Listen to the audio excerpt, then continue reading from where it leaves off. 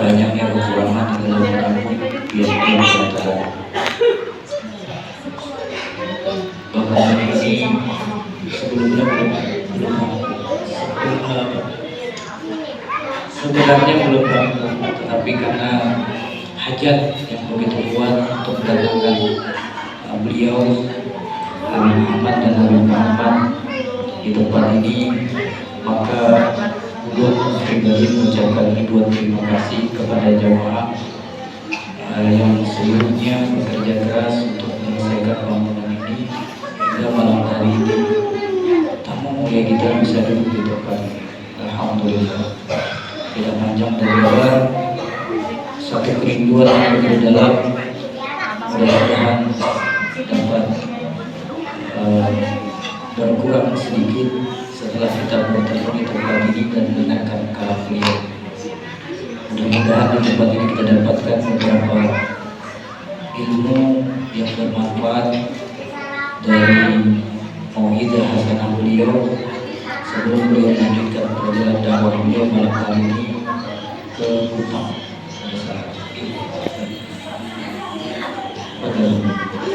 Allahumma shalli ala Muhammad. Assalamualaikum warahmatullahi wabarakatuh. Waalaikumsalam warahmatullahi wabarakatuh. Alhamdulillah alladzi jama'ana wa iyyakum ala dzikrih. Dapat anak atas mengingat Allah Subhanahu wa taala. Alhamdulillah alladzi jama'ana wa iyyakum ala at-tawasi bil haqqi wat tawasi bis sabr. Dan puji syukur kepada Allah Subhanahu wa taala yang menjadikan kita saling mewasiati tentang kesabaran dan saling mewasiati tentang yang aman. Alhamdulillah nashkuruhu tabaraka wa ta'ala ala taysiri fathi wa iqamati hadhihi al-amakin al-'azimah al-mubarakah. Alhamdulillah, juga segala puji bagi Allah yang telah mempermudahkan kita terbukanya majelis ini yang penuh berkah. Ahli dunia yatabahun بافتتاح الأماكن الدنيوية الكبيرة العظيمة، يفتتحون البيوت والعمارات وغيرها من الأماكن التي غالبا يكون فيها اللهو والغفلة واللعب وغيرها من الأشياء، والمسلمون الصادقون يفرحون بافتتاح وإقامة هذه الأماكن المدارس الدينية والمجالس التعليم ومجالس الذكر التي هي متصلة بالقرآن ومتصلة بمنهج النبي صلى الله عليه وسلم.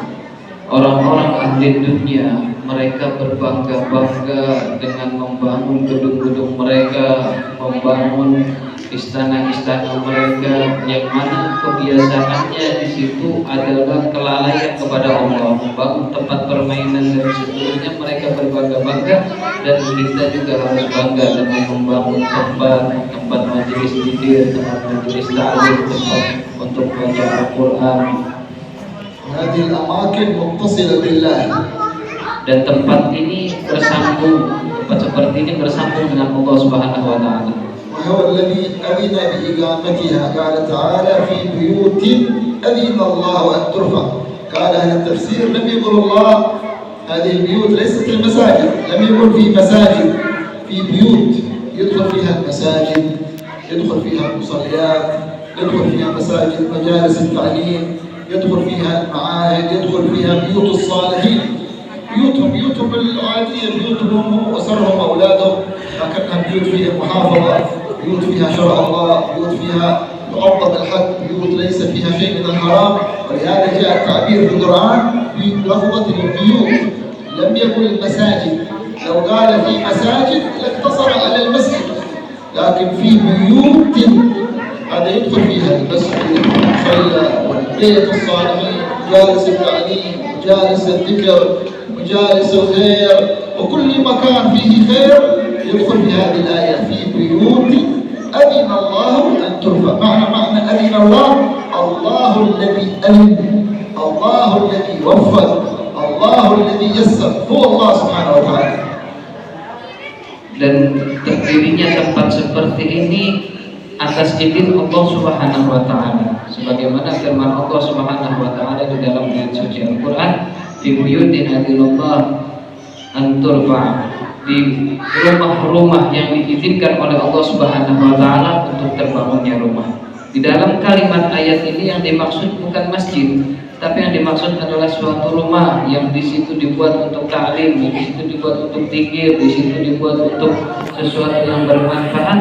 Dan rumah-rumah itu dan rumah-rumah orang soleh dan seterusnya, rumah-rumah itu terdirinya atas izin Allah Subhanahu wa taala. وذكروا في بيوت الصالحين كم من علماء تخرجوا من بيوت الصالحين، تربوا مع الصالحين، تربوا مع الأخيار، وأصبحوا من أكابر الأولياء لأنه تربى في بيت مع حد من الأكابر، مع حد من الأخيار. Di rumah-rumah orang soleh itu berapa banyak ulama-ulama yang terdidik di rumah-rumah orang soleh, sehingga rumah orang soleh itu adalah tempat didikan orang-orang yang menjadi baik. ذكروا عن الشيخ سعد بن مدهج سعد السويني، هذا شيخ الإمام العدني العيدروس أبو بكر بن عبد الله العيدروس. ذكروا أن هذا في سنه في الطفولة وهو ولد صغير، كلما ذهبت أمه إلى المعلمة إلى العلماء لكي يتحفظ القرآن فلا يستطيع أن يتعلم ولا يستطيع أن يحفظ القرآن، وتذهب به من مكان إلى مكان، إلى المعلمة العلماء يسمونها بحضرموت، مكان تعليم الأطفال القرآن والحروف والتهجي.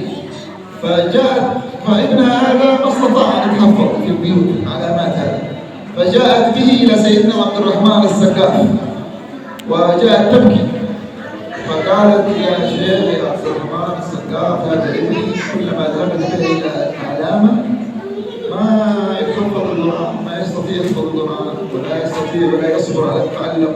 فقال لها الشيخ عبد الرحمن السقاف: هل تريد ابنك يتحفظ القرآن، يتعلم علوم القرآن ويقوم لها القرآن؟ قالت: نعم. قال لها: أتي به إلى بيت، خليه يجلس عندي في البيت، اتركيه عندنا في البيت. وهذا بيت سيدنا عبد الرحمن السقاف، بيت كله قرآن، كله علم، كله ولاية، كله قيام وصيام وعبادة. فتعلم القرآن وحفظ القرآن وأصبح من أكابر الأولياء. هذا الشيخ سعد بن مدحج يسمونه سعد السويني، أصبح من مشايخ الإمام العدني، مشايخ الإمام العدني أبو بكر، سيدنا العدني أبو بكر بن عبد الله العيدروس من مشايخه.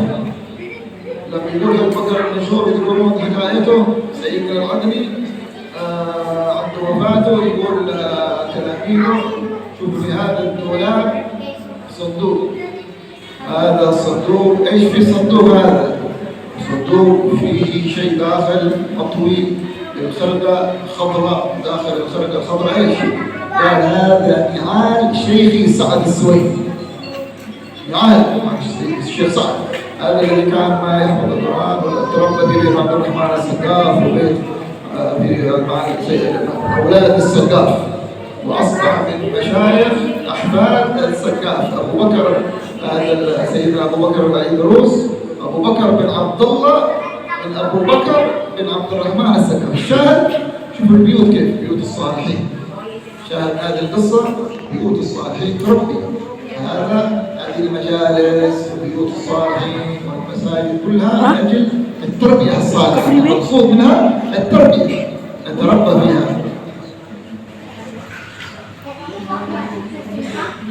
Diceritakan, disebutkan ada seorang syekh yang bernama Syekh Sa'ad bin Mudhaj. Beliau adalah guru dari Al-Imam Abu Bakar Al-Adani Al-Idrus bin Abdullah Al-Idrus. Kan waktu itu Syekh Sa'ad, waktu sejak kecilnya beliau ini setiap pergi dibawa ibunya ke tempat hafalan Al-Quran. Kalau kita di sini TPA, setiap dibawa ke tempat ngaji, ini anak susah untuk menghafal Al-Quran, nggak bisa hafal, nggak hafal-hafal. Kemudian susah, nggak seperti anak yang lain. Kemudian ibunya membawa dia ke rumah Al-Imam, seorang wali besar, Al-Habib Abdurrahman As-Segaf. Waktu itu seorang wali kutub yang besar di zaman beliau. Kemudian beliau mengeluh tentang keadaan anak beliau, disuruh ngapal Quran gak bisa, ikut belajar Quran gak bisa. Maka Syekh Abdurrahman As-Segar mengatakan, apakah Anda ingin anak Anda menjadi orang yang hafal Quran? Ya, saya ingin anak saya jadi anak baca yang bisa baca Al-Quran dan hafal Al-Quran. Maka kata Syekh Abdurrahman As-Segar, titipkan anak kamu di sini, tinggalkan anak kamu di rumah saya. Maka ditinggallah anak itu di rumah Habib Abdurrahman As-Segar, terdidik di rumah orang soleh, orang wali. Maka menjadi saat tadi orang yang dari orang pembesar para wali Allah Subhanahu wa Ta'ala, sampai besarnya beliau itu menjadi gurunya Al-Habib Abu Bakar Al-Adani. Yang mana Habib Abu Bakar Al-Adani seorang wali besar di zaman beliau juga. Guru beliau terdidik di tempat orang soleh. Intinya dari pembahasan ini kita lihat bagaimana rumah orang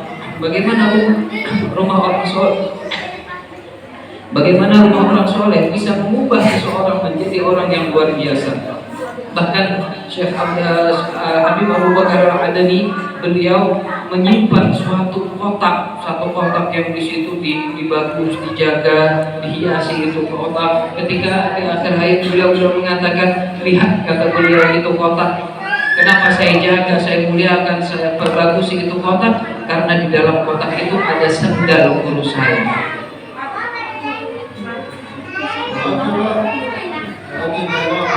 زرنا الشيخ فضلي قبل سنتين او ثلاث في بيته وفتح في البيت ما شاء الله مجلس مبارك.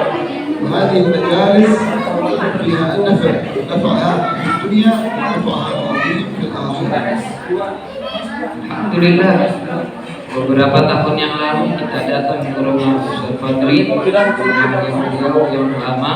Tapi alhamdulillah sekarang Allah Subhanahu wa Ta'ala bukakan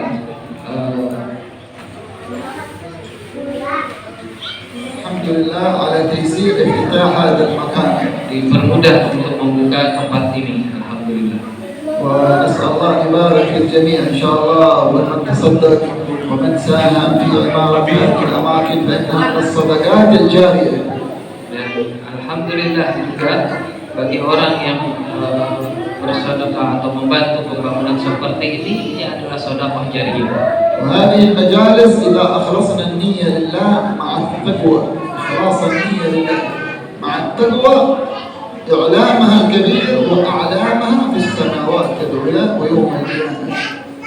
الدنيا مهما أنفق الإنسان من المال إذا كانت نيته دنيوية ممكن يشتهر عند الناس، يطلع في التلفزيون ومشهور في الدنيا مع العذاب إن كانوا يعصي الله.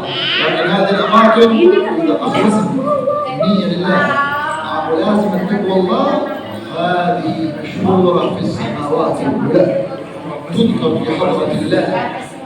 أي أمر أعظم من هذا؟ وأي يوتيوب وأي تلفزيون وأي إنترنت؟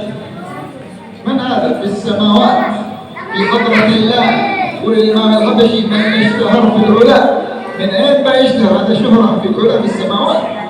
والعظمة الكبيرة يوم القيامة يشوفون الأولياء هؤلاء كما يقولون عن الشيخ بكر وغيره من الأكابر، يوم يأتي يوم القيامة يقول بالمرافق يدخل بالرايات، كل واحد من راية يشفع في ألوف من الناس. هذا الشهر بأمرين: إخلاص لله وملازمة تقوى الله. Dan tempat seperti ini, kalau kita bersungguh-sungguh di dalam membangunnya dengan ikhlas dan dengan niat yang baik dan dengan takwa kepada Allah Subhanahu wa Ta'ala, tempat seperti ini menjadi viral, menjadi terkenal di bumi, menjadi terkenal di langitnya Allah Subhanahu wa Ta'ala.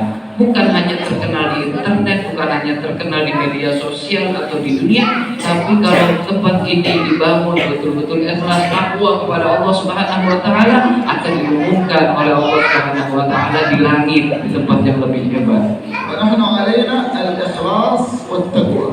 Maka bagi kita mari melazimkan ikhlas dan takwa kepada Allah. ولا عليك أنت من الباقي، لا تهتم بالأمور الثانية لا في الدنيا ولا في الآخرة. إذا أحكمت الإخلاص وأحكمت التقوى فلا تبالي بشيء. Oleh karena itu jangan menoleh lagi ke kiri kanan. Kita tinggal kita ikhlas, takwa kepada Allah Subhanahu wa taala ini adalah inti dari segalanya. ويبقى نفعها إذا أخلصنا واتقينا الله، يبقى نفع مجالسنا وأماكننا وحلقاتنا في الدنيا والنفع الكبير يوم القيامة. Dan kalau sudah ikhlas dan takwa, maka akan nampak hasilnya dan manfaatnya kelihatan di dunia dan pada hari kiamat. نذكر حلقة الإمام الحداد في بيتهم في الحاوي في تاريخ حضرها 3 نفر، الإمام الحبيب محمد الزين الحبشي، الحبيب محمد الهاشم، 3 أو 4 نفر طلبة الإمام الحداد. الإمام الحداد كتب الدعوة والإرشاد في مجلسه يقرؤون عنده 3 أو 4 أو 5 نفر. شوف الإخلاص إلى اليوم نذكرهم، وتخرجوا أبطال من هذه الحلقة 5 أو 6 يتجاوزون عدد أصابع اليد، حتى يقول الحبيب بن هاشم هذا يقول للحبيب محمد بن زيد الحبشي: أين أهل البلاد؟ أين الناس؟ قالوا اسكت اسكت، هذا نصيبي ونصيبك من الله. لو عرفوا مقام شيخنا الحداد عاد بيخلون لنا مكان في الحلقة، عاد بنحصل مكان في البيت. هذا نصيبي ونصيبك، خلاص ساكت. فهكذا بسبب الإخلاص والصدق والتقوى إلى اليوم نذكر حلقة الإمام الحداد. بيننا وبينه 400 سنة، لا 100 سنة ولا 200 ولا 400 سنة. الوقت اللي نحن نذكر فيه حلقة 3 نفر فيها الحبيب محمد زيد الحبشي وتلاميذ الإمام الحداد، هكذا. فالشاهد من هذا الأمور كله الإخلاص، النية، وعلامة صدق الإخلاص ولازمة التقوى.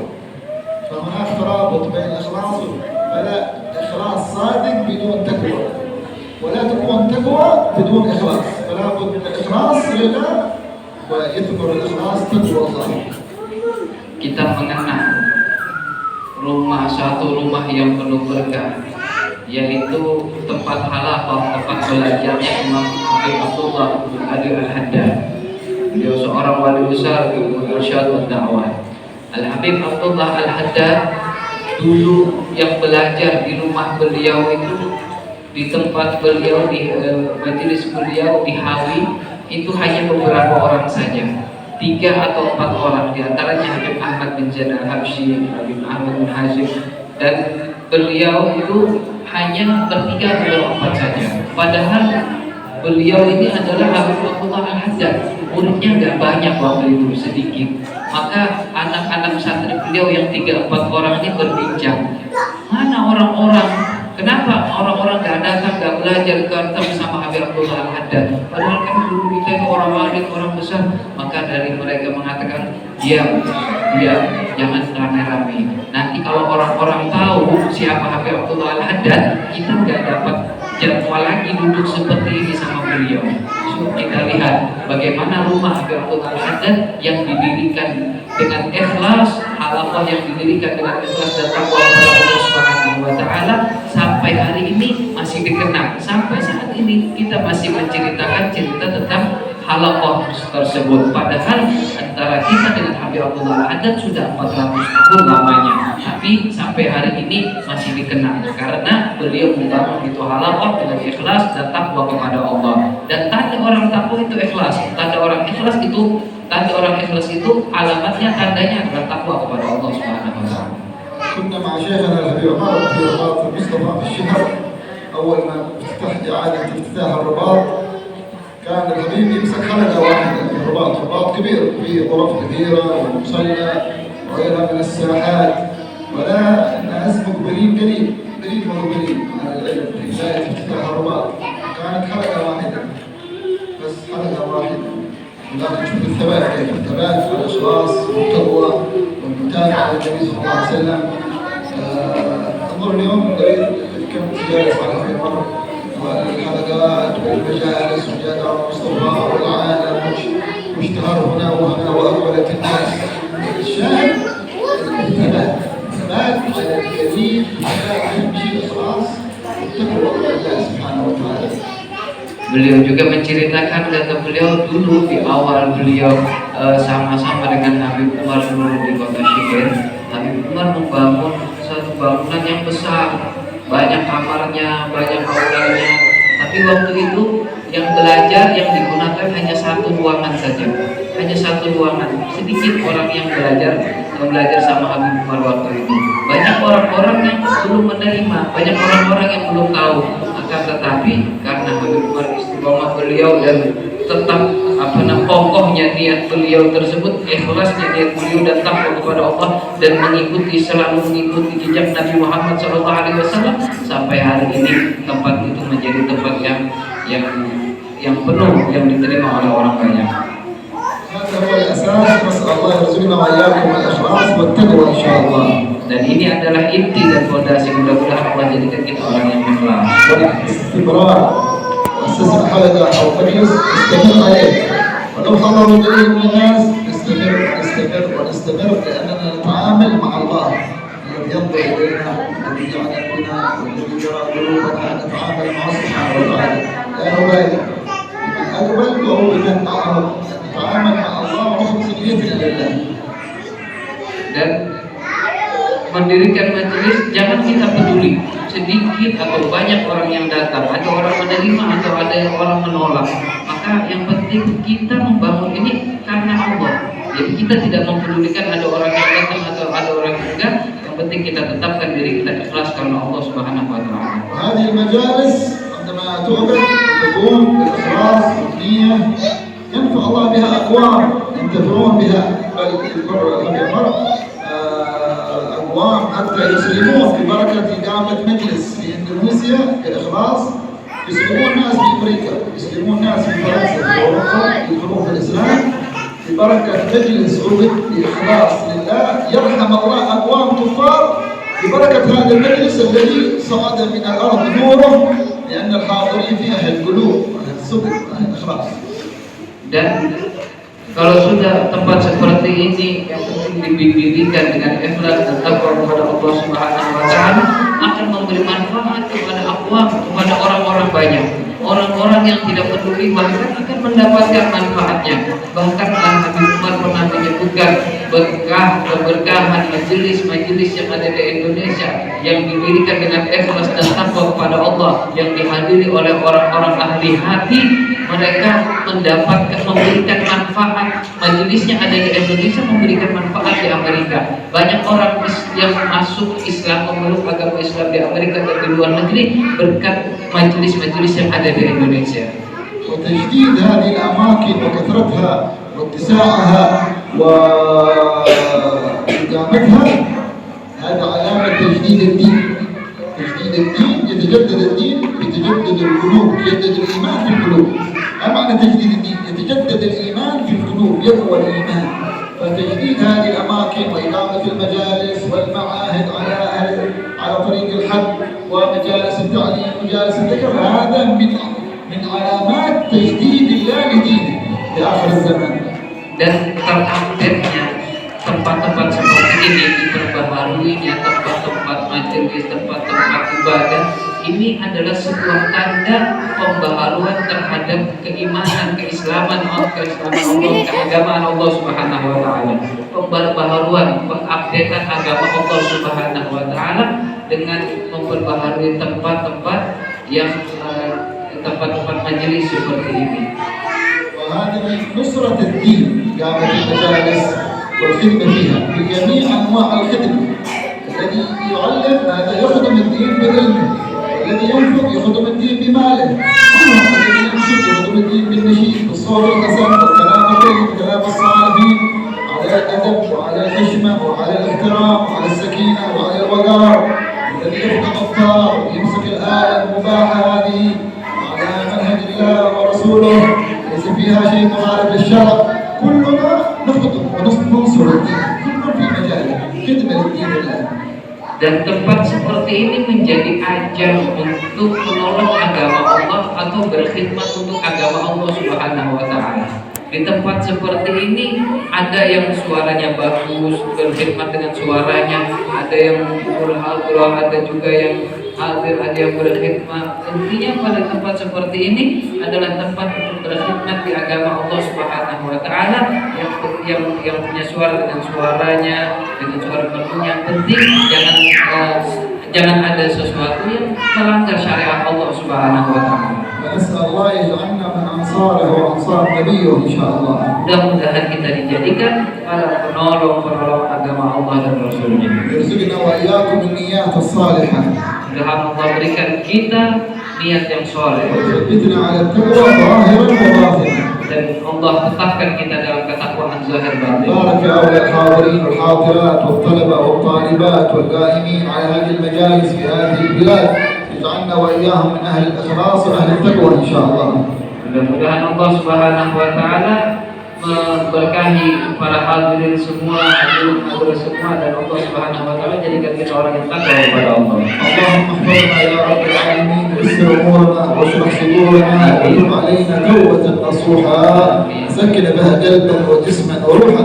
وبارك يا رب العالمين في افتتاح واقامة هذا المجلس يا رب العالمين، اجعله مربوطا بمجالس الاولياء، بمجالس الصديقين، بمجالس اهل المعرفة، بمجالسة اهل الصدق، بمجالسة أهل القرب، بمجالسة أهل العلم، بمجالسة يا رب العالمين أتقى يا رب العالمين يا حي يا قيوم. احفظنا واحرسنا وتب علينا ويسر أمورنا واشرح صدورنا واقض حاجاتنا.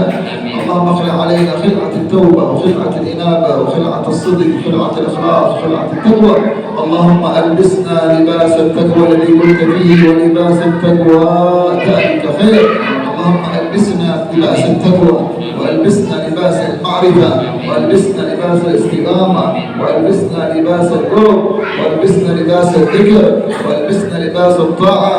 احفظنا من جميع المعاصي والذنوب يا رب العالمين يا أرحم الراحمين.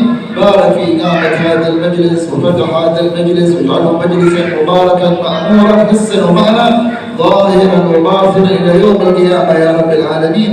واحفظه القائمين عليه من جميع الآفات والأمراض والأسقام والحاسدين والشامتين والحاقدين والعائدين يا رب العالمين. واجعلنا من عبادك الشاكرين ومن عبادك الصالحين الصادقين المنيبين يا أرحم الراحمين يا أرحم الراحمين.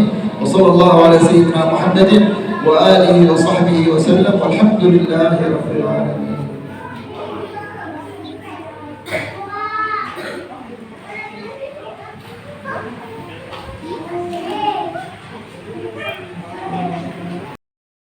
يا حبيبنا النبي شهدنا كل حاجة قضي يا الله يا حبيبنا النبي شهدنا كل حاجة قضي يا الله يا